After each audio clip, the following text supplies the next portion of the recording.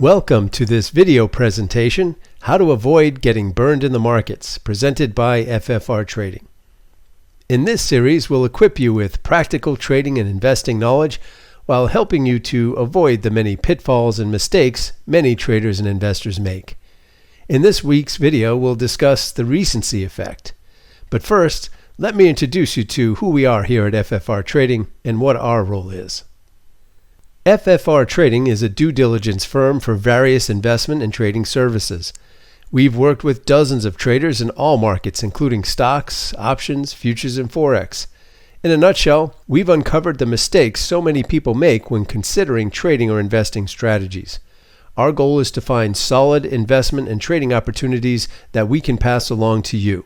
We hope that this video can help you avoid some of the same pitfalls many investors fall into and help provide a primer on the markets, though not a comprehensive thesis on the subject.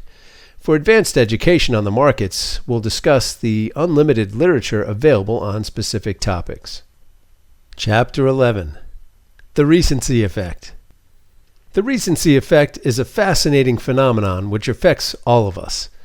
The recency effect says that given a list of items, humans tend to remember the last few things more than those in the middle. We assume that items closer to us chronologically are more significant. This is short-term thinking at its worst, which is very bad for traders. Here's how the recency effect plays out in trading. If you have a string of winning trades, you think to yourself, I'm going to win all the time no matter what I do.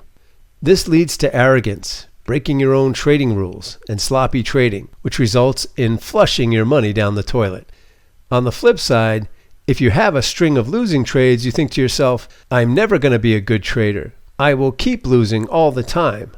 I will never recover. You become afraid to enter good trades, break your own trading rules, and take profits too early instead of letting them run. Again, your trading account suffers. Being aware of the recency effect when you trade is half the battle. Not succumbing to it is the other half. This is also where being aware of whether you're an investor or trader comes into play, as well as knowing your own trading psychology. If you can be self-aware enough to know that you're risk adverse and don't handle losses well, then you may be more likely to give into the recency effect. However, if you know this is happening, you're more likely to think through the situation and make the most fiscally sound decision. For example, if you've taken a few losses buying into stock X, but it's been looking good for the last few days and the buzz surrounding X is positive, you may still shy away from investing in it. If you find yourself moving away from something that, by all accounts, seems to be a sound fiscal investment, then try to rationalize what's happening within yourself. If you're still not feeling confident in making the move after logically thinking it through, then maybe it's time to talk to another trader. The last thing you want to do is miss out on a good opportunity because you've been burned in the past and aren't able to make trades yourself anymore. In conclusion, know that there is still money to be made in the markets. Take it slow. Find strategies that match your unique personality. If possible, work with a trading team or at least one other person. They'll be able to see your blind spots when you can't.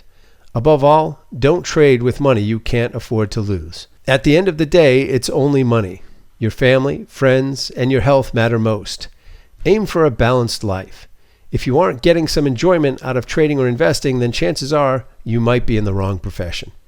Thanks for joining us. We hope this video has helped you on your journey to success in the markets.